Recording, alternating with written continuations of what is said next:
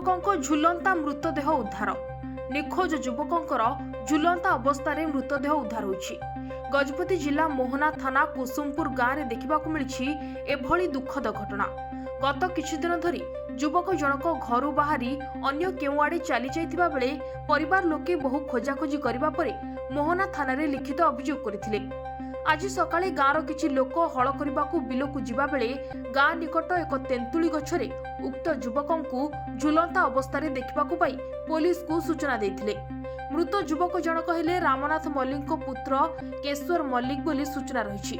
Police घटनास्थल में पहुंची शव जबत करने सह तदंत आरंभ करिछि।